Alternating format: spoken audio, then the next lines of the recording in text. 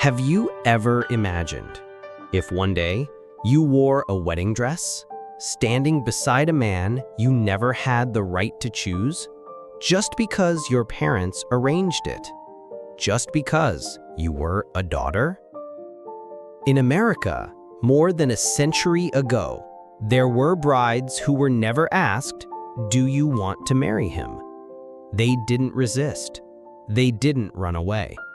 They just silently nodded and began the life of a wife whose heart was never allowed to speak its true desires. Tonight, you will hear the story of one of them, a girl named Mary, not to be sad, but to understand how gentle yet strong the silence of women in the past truly was.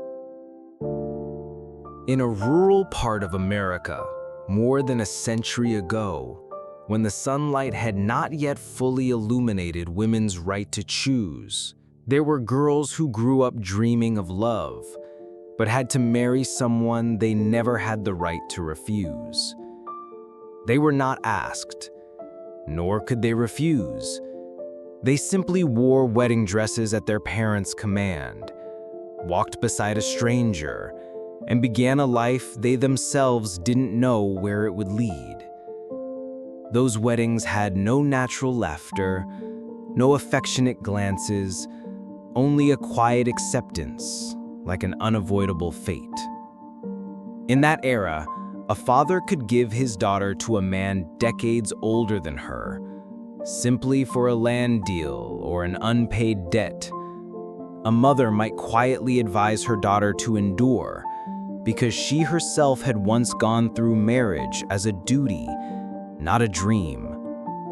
And the girl, with eyes not yet accustomed to the world, had to learn to nod without asking why. In that small village, they didn't call it coercion. They called it duty, the responsibility of a proper family's daughter. But beneath the pristine white wedding dress were hearts beating in silence, tears hastily wiped away behind closed doors, and sighs every night on the cold bed of a wife who didn't love her husband. Some were fortunate enough to find peace over time, as their hearts gradually cooled and grew accustomed to the repetitive rhythm of life. But others forever held within them a voice that was never uttered, that they had never chosen this life. Among them was Mary, a girl born on a poor farm in the American South, where the scorching summers lingered and winters were cold and muddy. Mary grew up amidst the mooing of dairy cows and the smell of hay. Her hands soon calloused from farm work, but she had bright eyes and a soul always reaching for things beyond the horizon. Mary loved to read, even if it was just old scriptures her mother hid behind the stove. She often imagined a different world, where daughters could choose their beloved, where marriage was not an exchange, but a choice. But then, one October afternoon, when she had just turned 16, her father told her she would marry next winter. The man's name was Thomas. He was 20 years older than her, the owner of a nearby farm, widowed and childless. He needed someone to take care of the house, and Mary's family needed a debt cleared. The exchange was that simple. Mary was not asked. She didn't cry either. Only that night she went to the backyard, sat by the old apple tree, looking up at the star-filled sky that she once believed could bring her wishes. But this time she didn't wish anymore. She just remained silent. And from that moment, her destiny was tied to a man she never wanted to be near. The wedding happened quickly, on a dreary day with a fine rain falling. Mary wore a wedding dress borrowed from her cousin, too long and faded. No one asked if she wanted to say "I do." They just waited for her to nod. And she nodded, as if by remaining silent long enough, she would feel nothing anymore. On her first night in the new house, she sat alone by the window for a long time. Thomas slept soundly in the other room, without greeting her, without touching her. Mary looked down at her hands on her lap, trying to find the image of the little girl who used to read under the sun, but she couldn't see it anymore. From that moment, she became Thomas's wife, not out of love, but out of duty. And she began the journey of an unchosen bride, like thousands of other women in that era. But there are things in a woman's heart, though buried in silence, that quietly persist. Mary, though she had nodded, though she had worn the wedding dress, still kept something within her that was never taken away. That is what will lead us into the next part of the story, where endurance is not just surrender, but a silent strength that the world will never understand. Thomas's house was nestled in a barren land where rows of corn grew unevenly and the wind blew all day across cracked fields. Mary entered that house as if she had stepped into a place that didn't belong to her, where every table, every window, every tablecloth bore the traces of a deceased woman she had never known. Thomas's previous wife had died of typhoid fever, leaving behind a chillingly silent house and a man who was already taciturn, now even more withdrawn. In the early days of her marriage, Mary learned to clean everything quietly, without making a sound, to cook dishes that were neither too spicy nor too bland, and to fold tablecloths so that the edges aligned with the wood grain. Thomas was not cruel, nor was he kind. He simply didn't notice her. He worked all day in the fields, came home to eat dinner in silence, then went to bed early. Mary felt like she was part of the house, not a person living in it, like an old chair or a cupboard someone placed there for convenience. But it was in that very silence that Mary began to see other things. She noticed the wind whistling through the cracks in the door early every morning, clearly heard the distant birds chirping on the hillside, and felt a faint scent of wild grass as the sun rose. These things, which she rarely noticed when living with her parents, now were the only things that reminded her she was still alive. She began to keep small pencil stubs found in old drawers, secretly writing a few lines on the back of old invoices or empty packaging. Not love letters, nor a diary, but fragmented thoughts. Today was cloudy. The black cat by the chicken coop had returned. The mill sounded louder than usual. She wrote not to preserve, but to confirm that she still existed, that even if no one asked what she thought, at least she could hear herself speak in words. Thomas didn't know these things. He only saw her working diligently, without complaining, without questioning.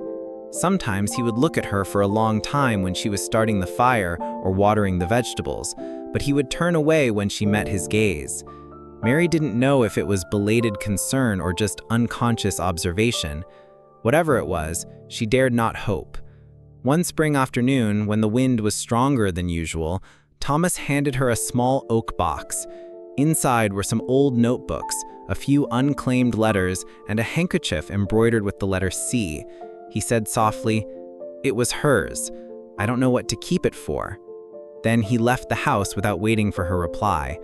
Mary held the handkerchief in her hand for a long time, her fingers tracing each old stitch, as if touching the memory of a strange woman who once walked on this floor, looked through that window, and breathed heavy breaths just like her now.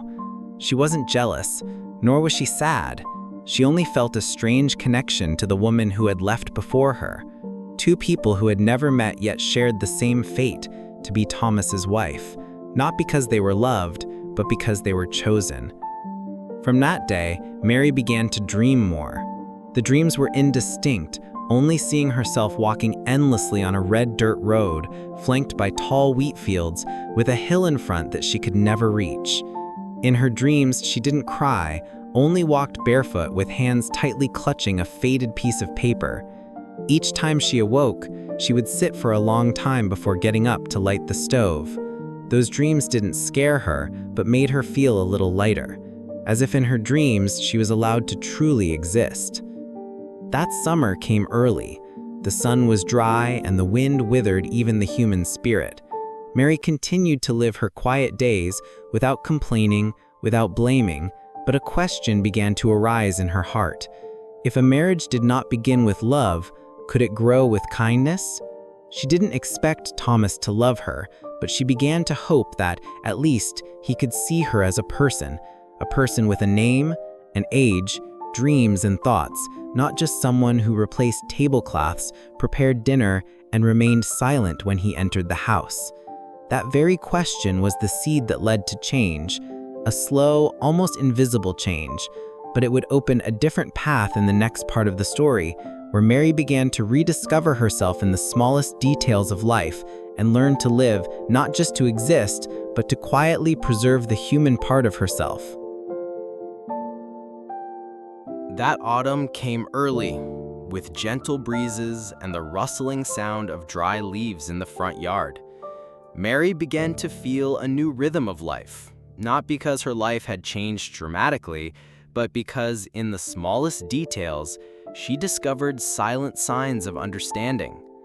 Thomas didn't talk more, didn't express anything clearly, but now when she cooked turnip soup, he ate it all without a sigh. When she mended a torn shirt, he didn't look away as before, but nodded slightly, like an unspoken thank you. One rainy day, as she was collecting clothes, she saw him go behind the cowshed and bring back an old wooden box. Inside were a few old reading books, their paper yellowed with age. He placed it on the table and simply said, "If you want to teach the neighborhood children to read, I won't stop you." That sentence stunned Mary, not because she had ever thought of teaching, but because this was the first time someone in this house had acknowledged that she might want to do something, might be something other than wife. That evening, she sat by the fireplace, feeling warmth spread through her heart for the first time in months, not just from the embers, but also from the eyes of the man who was once a stranger. She didn't know what to say. She just smiled faintly, and he nodded gently, as if they had just sealed a silent agreement. From then on, every Saturday afternoon, a few children from the village would visit her house. She would spread a cloth on the kitchen table, take out old papers, and teach them to write their names with trembling hands. The children giggled when they made mistakes, then excitedly took their papers home to show their parents. As for Mary, each time she saw those innocent names written by the children's own hands, her heart would ache because she herself had once yearned to write her name so freely. Thomas didn't participate, but he began to nail down broken steps, repair the back door, or even order more writing paper from the distant town. Mary didn't ask why, and he didn't explain. There were no sweet words or accidental touches between them, but there were small actions that gradually softened her heart. Evenings in the kitchen were no longer completely silent. Sometimes Thomas would talk about the next wheat harvest, asking her opinion on the seeds. Sometimes he would tell a few old stories, dry but enough to fill the void that had once stretched endlessly between them. Mary replied with short sentences, but her eyes no longer looked down. She began to look at him, at his calloused hands from labor, at his forehead always furrowed in thought, and saw there a man who was also as lonely as herself. One night, while clearing the table after dinner, Mary paused when she heard Thomas say softly, "I know I'm not the man you wanted to marry, but if you feel a little lighter now, then I am grateful." That sentence was not an apology, nor was it a declaration of love, but in Mary's world, where women had no choice, such an acknowledgement was a whole sky opening up. She didn't answer right away, but the next day, she baked an apple pie for the first time since her wedding, a dish she had once dreamed of making for the one she loved. As he ate, she watched him for a long time, then softly said, "Thank you for letting me teach the children."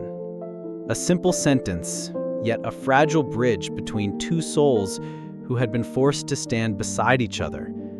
Love, if it existed, was still far away, but kindness, recognition, and that unforced nod, these were the things that created a small miracle between people who seemed to have missed their rhythm in life.